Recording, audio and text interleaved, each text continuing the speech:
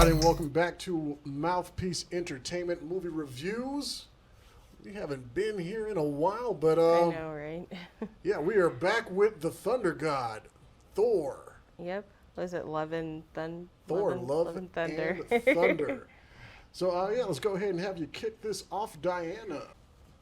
A religious zealot loses faith in God and goes on a galactic murder spree that brings the Thunder God out of retirement.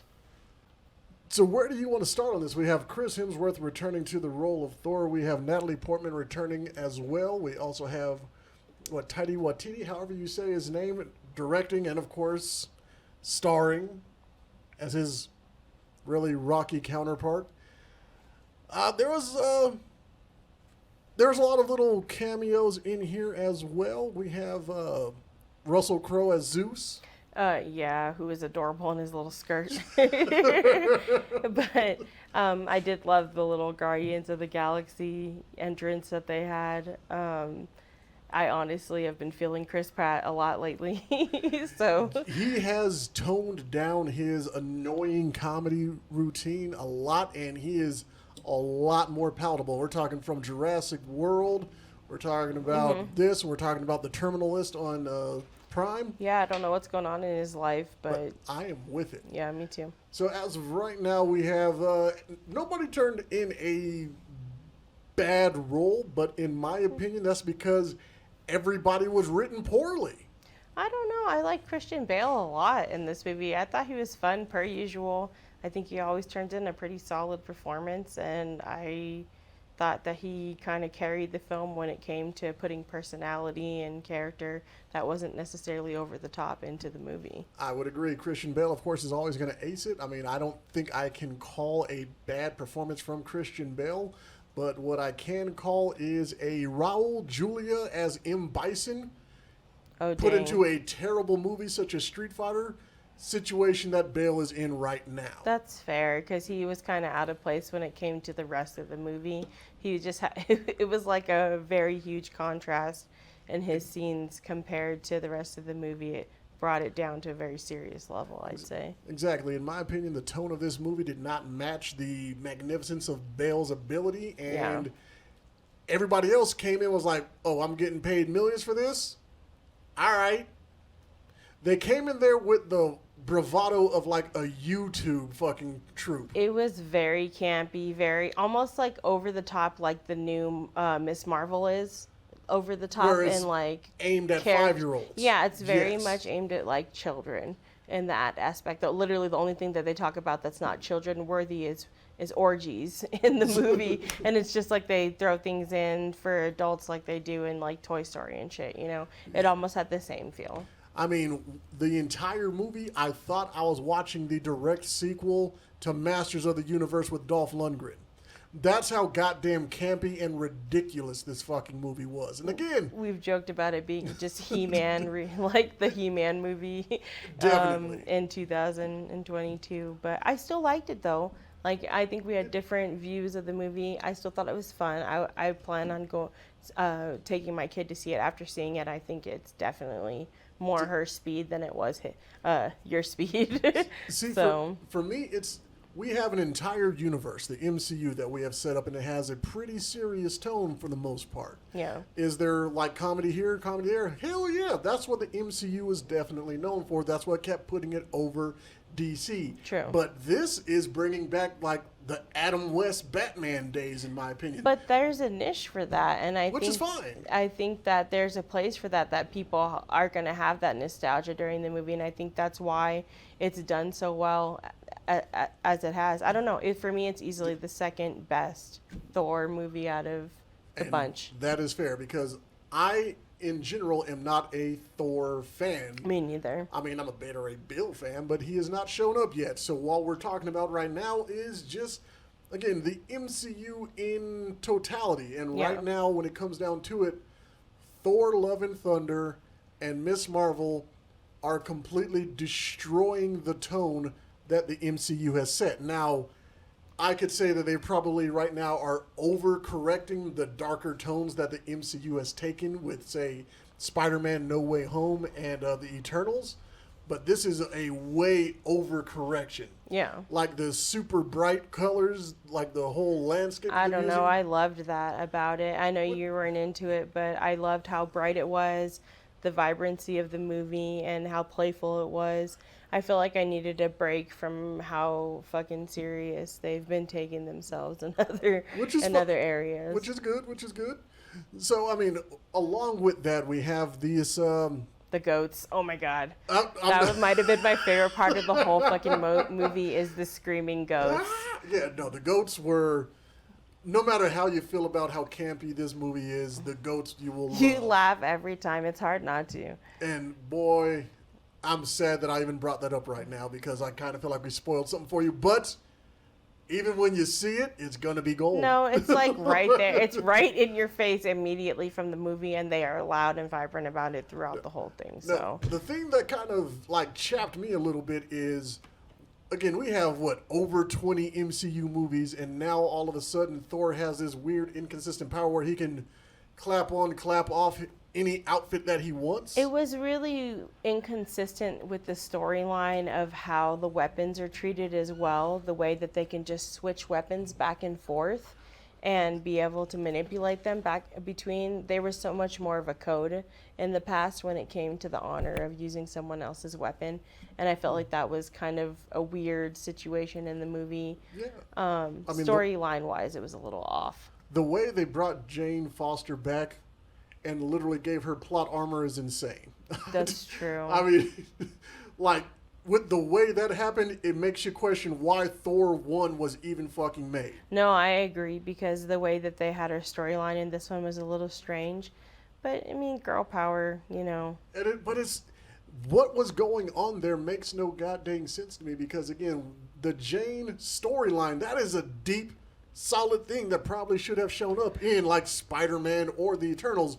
But really is like... No, I agree. I think that her storyline had enough depth that it would have been they could have taken it to a place to be taken more seriously. Yeah, but it's like the writers were like, yo, Jane is going to have a life-threatening situation. This is going to change everything in the MCU. And the producers like, cool story. How do you feel about goats? Yeah.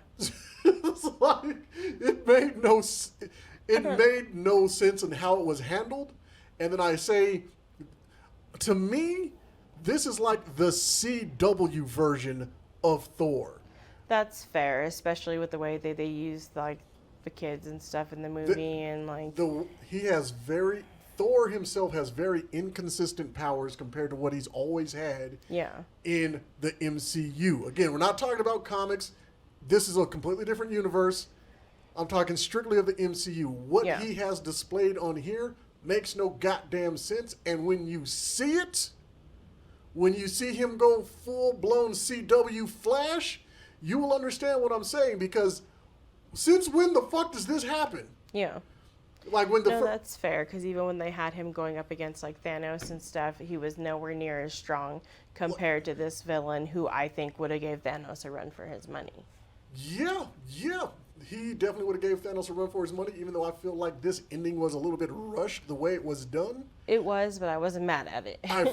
I mean, honestly, I feel like the stuff that I don't like about it was kind of just like forced into the movie to, again, overcorrect the darker, more adult tone the MCU has been taking, because if you look back at it, Spider-Man is going to be a hit regardless. Oh, true. I just got done watching the one with Mysterio I hadn't seen yet, and it was pretty good. Yes, but the darker tone that this one took, again, what they did, all the leaks that they purposely leaked out, it did what it needed to do. But Thor will never be Spider-Man. Nobody's going to rush out to the theaters to see Thor in the masses that they did for Spider-Man. No, that's fair. So when I say that, if they try to go for a darker, more sinister, more Eternals tone for Thor, they probably would have made $5 this weekend. Yeah, that's fair. So I understand why they would go this way, but to me, it sucked a lot of quality out of the movie, and personally, I didn't appreciate it. I mean, I don't feel like I'm enough of a fan to care about it. I think maybe if I was a fan of Thor, I would probably feel some type of way. But for me, it was done in a way that I enjoyed the movie, which is all I fucking care about. Which is so. fair. So I guess let's go ahead and boil this down to our rating system. So from 1 to 10, what would you give Thor: Love and Thunder? I thought the graphics were fun. I thought the acting was enjoyable throughout the movie. I'll go see it again, so it's automatically above a 5. I'll probably give it a solid 6 for me. I'm not a fan of the series Loki or Thor, so for me it was good. The sacrilege. I don't like Loki. I just don't like the actor though, not the storyline. Sometimes it bees like that. Now, for me, again, there wasn't a bad performance. It looks like they were specifically told to be campy.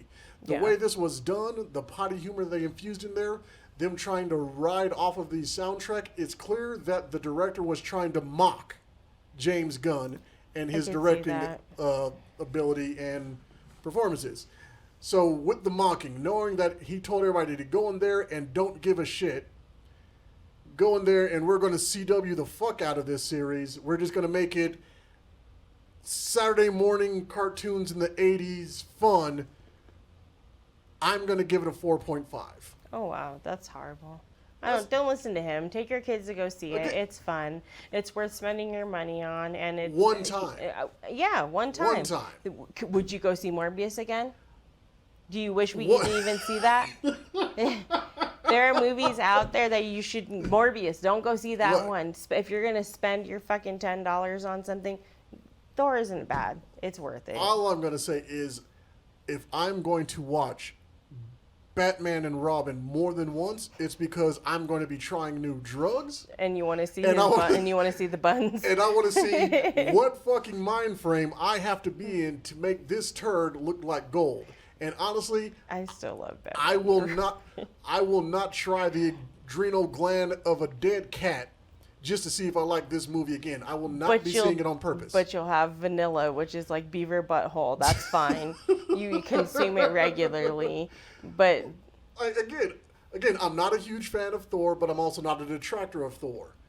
I don't like Superman, but I can sit here and tell you that the best Superman so far is probably like the most hated guy, or like at least his movies are the most hated, even though he's the best. I will watch those over and over again because I feel like Zack Snyder always hides things in there that I get to connect later on. He's a good director, in my opinion. The only thing that I can connect on Thor: Love and Thunder are, we'll call it, agendas being pushed, which again, I'm not against, not at all. But when they're just like kind of shoehorned and forced in there, you get a little, You notice it. It's noticeable. If you have an agenda, do it well enough that I don't notice it or that I don't care. If it's organic, it does not take me out of the movie. If it's shoehorned in there, it's going to take me out of the movie and I'm going to be like, the fuck? Yeah. So again, you may say that I'm inconsistent with the way that I'm scoring the movies because I scored Ninja Turtles, Out of the Shadows, the second movie, which was, again, complete 90s nostalgia. I scored that higher because I was invested. I saw all the stuff they brought into the movies in the cartoon. Yeah. It did not take me out. All the stuff that they put into this movie had no business being there. This should have been like a Lego movie gone straight to Netflix. No, I don't agree. I can't stand Lego movies, so we can have our diverse opinions of it. I'll probably watch it again. The only one I liked more was Ragnarok at this point. Ragnarok is the best still. But yeah, so that's all we have for Thor: Love and Thunder. Unless anybody else had anything else to say. I'm anybody else and no. It's a terrible movie. All right, we hope you guys enjoy your time at the movies because, again, I may not like it, she may love it. That means you need to go out there and find out for yourself. Definitely. This is Mouthpiece Entertainment. Enjoy your day. Peace.